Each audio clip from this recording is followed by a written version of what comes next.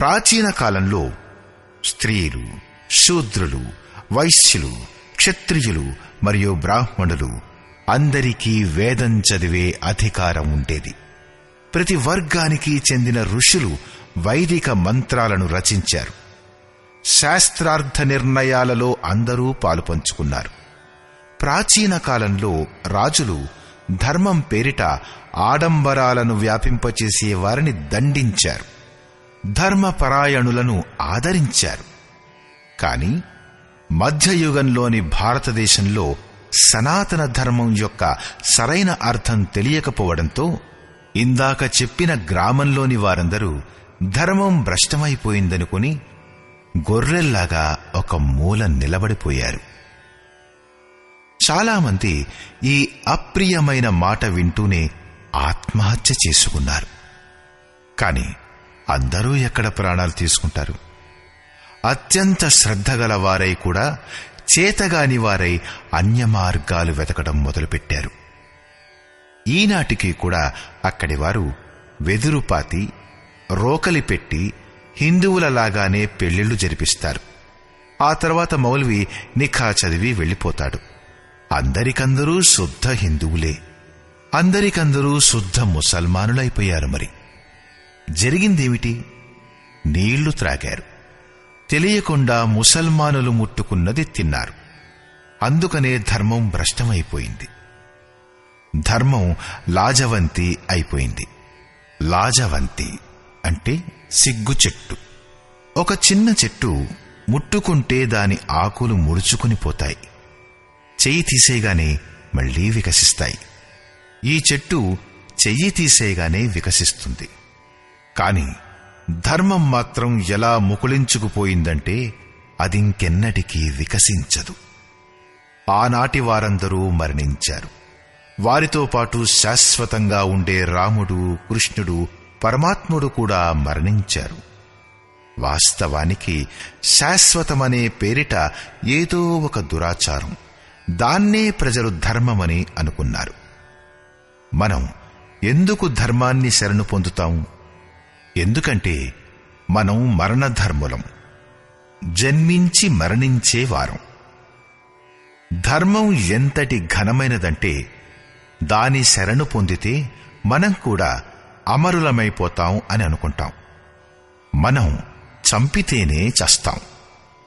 మరి ఆ ధర్మం కేవలం ముట్టుకుంటేనే లేక తింటేనే చనిపోతే, అంటే భ్రష్టమైపోతే అది మననేం రక్షించగలదు? ధర్మం మిమ్మల్ని రక్షిస్తుంది. మీకంటే శక్తిశాలి. మీరు ఖడ్గంతో చస్తారు. మరి ధర్మం అది ముట్టుకోగానే భ్రష్టమైపోతుంది. ఎటువంటిదయ్యా మీ ధర్మం? దురాచారాలు నాశనమైపోతాయి. కాని సనాతనం ఏనాటికి నాశనమైపోదు. సనాతనం ఎంతటి ఘనమైనదంటే ఆయుధాలు దానిని నరకలేవు, అగ్ని దానిని కాల్చలేదు, నీళ్లు దానిని తడపలేవు. తినడం తాగడం వదిలిపెట్టేయండి. ప్రకృతిలో పుట్టిన ఏ వస్తువు దానిని స్పృశించను కూడా స్పృశించలేదు. మరి అలాంటి సనాతనం నాశనం ఎలా అయిపోతుంది? ఇలాంటి దురాచారాలు అర్జునుడి కాలంలో కూడా ఉండేవి. అర్జునుడు కూడా వాటికి లొంగిపోయిన వారిలో ఉన్నాడు. కులధర్మం సనాతనమంటూ అతను వాపోయాడు. కులధర్మం భ్రష్టమైపోతే మనం అనంతకాలం వరకు నరకానికి వెళ్ళిపోతాం. కాని శ్రీకృష్ణుడన్నాడు, నీకీ అజ్ఞానం ఎక్కడి నుంచి వచ్చి పడింది అంటే అదొక దురాచారమని స్పష్టమవుతోంది. అందుకనే కదా శ్రీకృష్ణుడు దానిని నిరాకరించి ఆత్మయే సనాతనమని చెప్పాడు.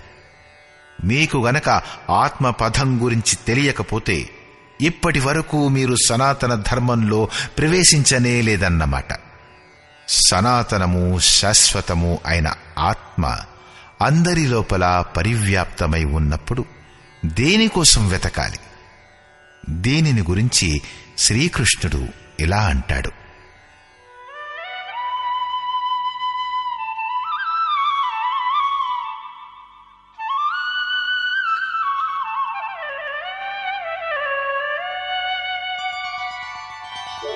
అవ్యక్తోయమచింత్యోయం అవికార్యోయముచ్యతే తస్మాదేవం విదిత్వైనం నానుశోచితుమర్హసి. ఈ ఆత్మ అవ్యక్తం అంటే ఇంద్రియాలకు సంబంధించిన విషయం కాదు. ఇంద్రియాల ద్వారా దీనిని అర్థం చేసుకోలేరు. ఇంద్రియాలు మరియు విషయాల సంయోగం ఉన్నంత వరకు ఆత్మ ఉన్నా దానిని అర్థం చేసుకోలేరు. అది అచింత్యం. చిత్తము దాని కల్లోలము ఉన్నంత వరకు శాశ్వతమైన ఆత్మని మనం దర్శించుకునేందుకు, ఉపయోగించుకునేందుకు, ప్రవేశించేటందుకు వీలు లేదు. అందుచేత ముందుగా చిత్తాన్ని నిరోధించాలి. లోగడ శ్రీకృష్ణుడు చెప్పినట్లు అసత్య వస్తువుకి అస్తిత్వం లేదు. సత్యానికి 3 కాలాల్లోనూ అభావం లేదు. ఆ సత్యం ఆత్మే. ఆత్మే అపరివర్తనశీలం, శాశ్వతం, సనాతనం, అవ్యక్తం. తత్వదర్శకులు ఆత్మను ఈ విశేష గుణధర్మాలతో యుక్తమై ఉండగా చూశారు. 10 భాషలను నేర్చిన పండితుడు చూడలేడు, సమృద్ధిశాలి అయినవాడు చూడలేడు. కాని తత్వదర్శకులు చూశారు. తత్వమే పరమాత్ముడని శ్రీకృష్ణుడు ఇక ముందు తెలుపుతాడు. మనస్సును నిరోధించిన కాలంలో సాధకుడు దీని దర్శనం చేసుకోగలడు, దానిలో ప్రవేశం పొందగలడు. సాధన పూర్తయినప్పుడు భగవంతుడు లభిస్తాడు.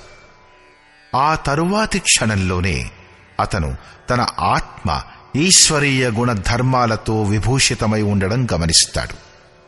అతనేం చూస్తాడు? ఆత్మ సత్యమని, సనాతనమని, పరిపూర్ణమైనదని గ్రహిస్తాడు. ఈ ఆత్మ అచింత్యమైనది. ఇది వికారరహితమైనది, అంటే మార్పు లేనిదని చెప్పవచ్చు. అందుచేత అర్జున, ఆత్మ ఇలాంటిదని తెలుసుకున్నాక నీవు శోకించటం తగదు. ఇప్పుడు శ్రీకృష్ణుడు అర్జునుని ఆలోచనల్లోని విరోధభావాన్ని సామాన్య తర్కం ద్వారా నిరూపిస్తాడు.